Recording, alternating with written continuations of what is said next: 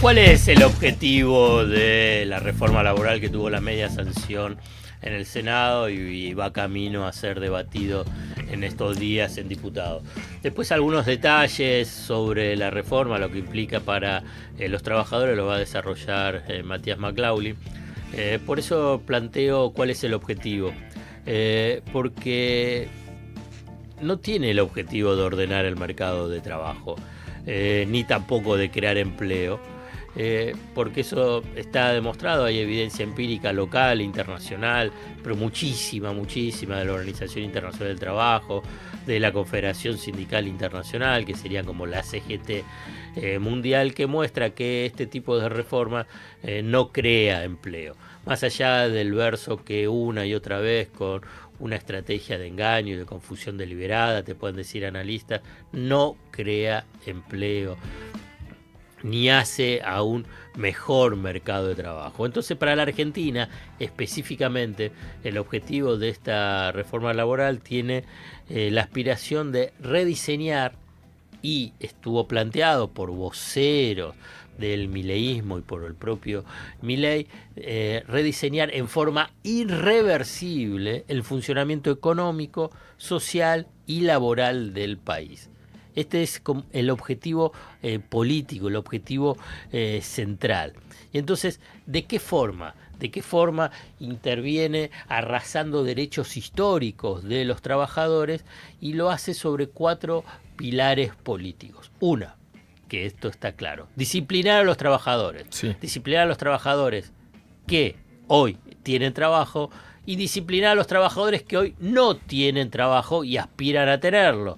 ¿En qué sentido? Y bueno, quiero el trabajo, dame lo que sea. Que no tengo derechos, no me importa, dame el trabajo. El ingreso, no voy a pelear el ingreso, dámelo. ¿Por qué? Porque ese es el disciplinamiento. Ese es el sometimiento. Este es el objetivo, uno de los pilares centrales, donde el trabajador y el salario, por un lado, sea un costo bajo para el mundo del capital, para el mundo empresarial, y por otro lado, que cuando esté ese trabajador no tenga esa capacidad de organización para pelear por derechos y por pelear para mejorar sus ingresos.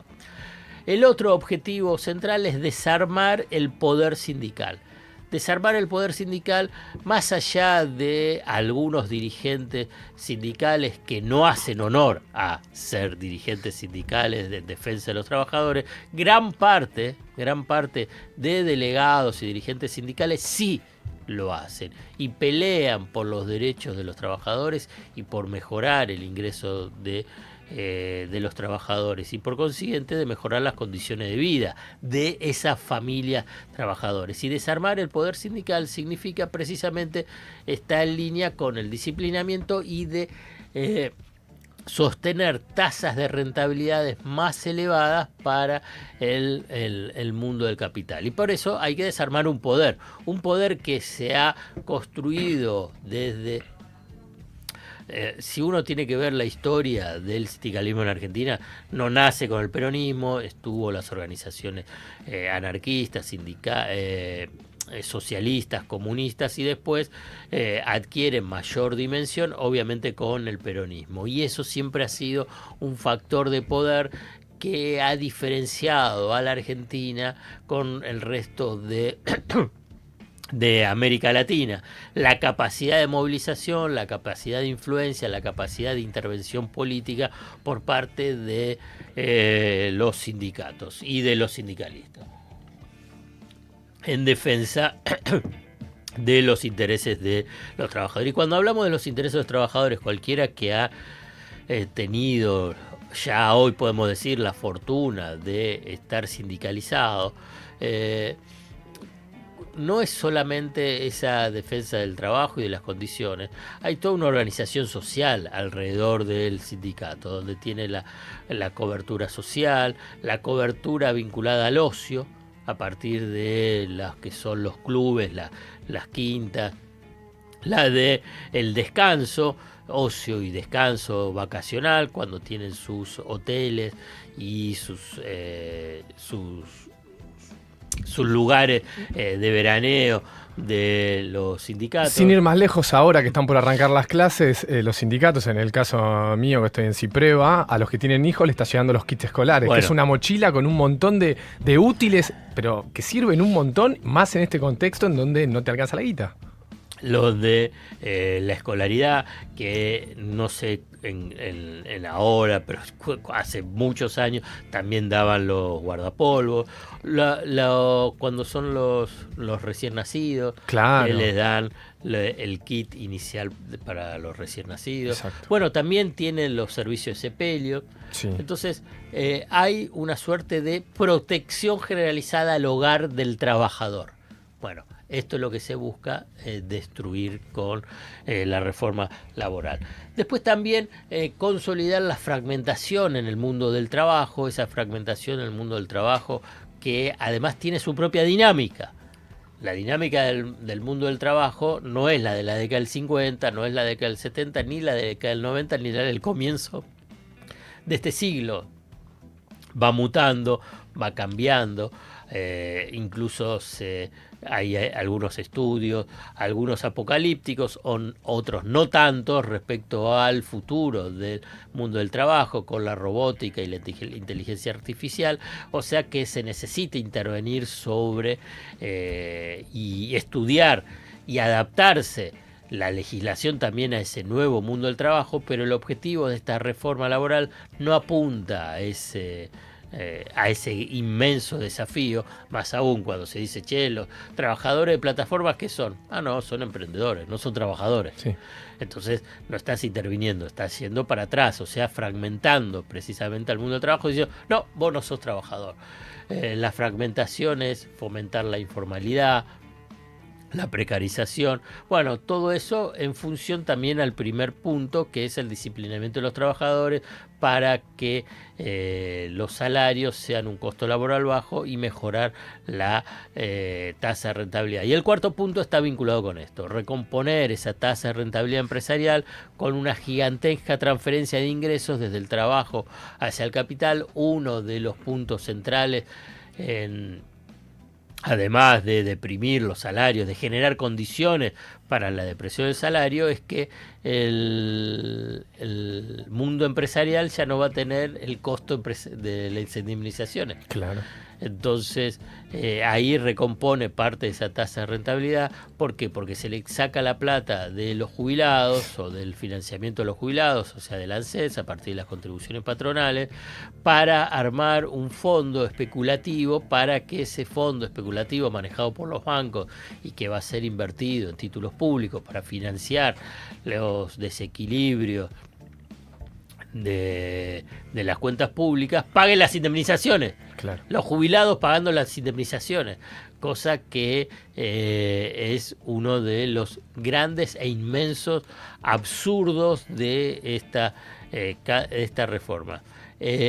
Todo esto obviamente que hay que interpretarlo en forma conjunta porque busca cambiar esas relaciones de fuerza entre capital y trabajo, que ya es desigual, nace desigual, y acá es profundizar esa desigualdad.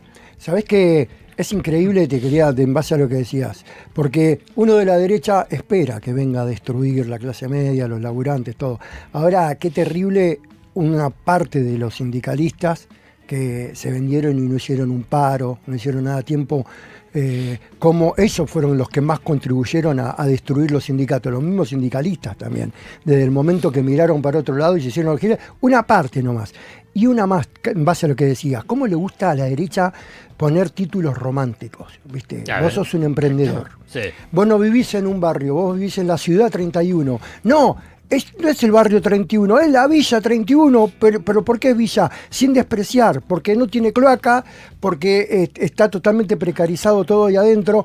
Va a dejar de ser Villa cuando le hagan las cloacas a las calles y esté mejor. Vas a ser un emprendedor cuando emprendas algo, ¿no? Cuando labures 18 horas, aunque es honrable, pero 18 horas arriba de una moto y te convenzan que está bien y que no tengas tiempo para nada. Entonces les encanta romantizar, y qué bien que lo hacen, porque cómo compra la gente, cuánta gente hay comprando ese verso. No, y qué triste ver partidos emblemáticos como, no sé, la Unión Cívica Radical acompañando estas medidas, como digo, más allá que estamos muy lejos de su pensamiento, pero es un partido histórico que acompaña en su momento a los trabajadores y lejos de eso. Y el sindicalismo, sobre todo, digo, esta es una reforma que atrasa, que quita derecho a los laburantes. Si en este momento la CGT en este punto no se planta, ¿qué queda? Digo, ¿en qué te vas a plantar? Ya no sirve un comunicado, ya no sirve una charla. Digo, la reforma laboral. Digo, van a cambiar las condiciones laborales y hay una quita del derecho de los laburantes. Acá es cuando más se tiene que plantar y ni siquiera se está especulando. Digo, el otro día, cuando las organizaciones sindicales quieren movilizar y te quieren llenar la Plaza de Mayo, lo hacen. El otro día, digo, fue un montón de gente, pero podría estar colmada esa plaza. Y fue una masacre de un lado de las fuerzas policiales, ajusticiando y cazando gente, y faltaban los gremios ahí, faltaba la clase política también en la calle. Es muy triste también eso, digo, ¿dónde están las organizaciones sindicales, las organizaciones que salen a la calle, que se plantan en un momento así y que esté la gente sola poniendo el cuerpo? Otro de los puntos que va para tratar de interpretar cuál es el objetivo de la reforma laboral, de esos 4 puntos que yo te mencioné, hay uno que está vinculado y que tiene su deriva política central y que me parece que es el sueño húmedo del establishment, del poder económico tradicional en Argentina.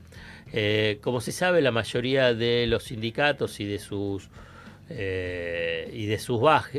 bases tienen un origen y una historia vinculada al peronismo.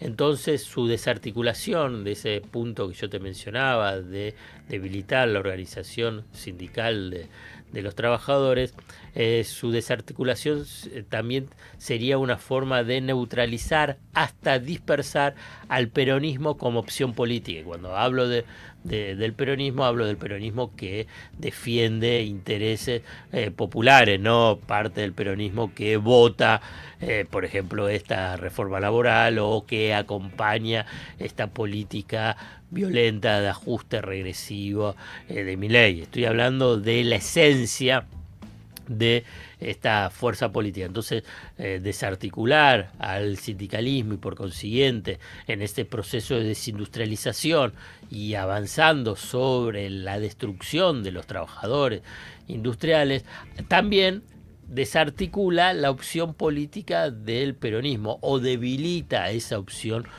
política del peronismo en representación de esa clase trabajadora, que a la vez es una clase trabajadora fragmentada, con baja densidad sindical, con elevada informalidad, con contratos discontinuos, y entonces pierde capacidad de disputa del salario y el rumbo económico y por consiguiente político. Entonces la reforma laboral, esta que tiene media sanción en el Senado y va camino a ser debatida en diputados, no es solo una ley, es una pieza clave del proyecto de ajuste regresivo y de transformación al que aspira el poder económico, con un representante, un mascarón de proa, un simplemente instrumento de ese poder político que es Javier Milei. Escucho Alfredo Zayat, escucho Alfredo Zayat, escucho Alfredo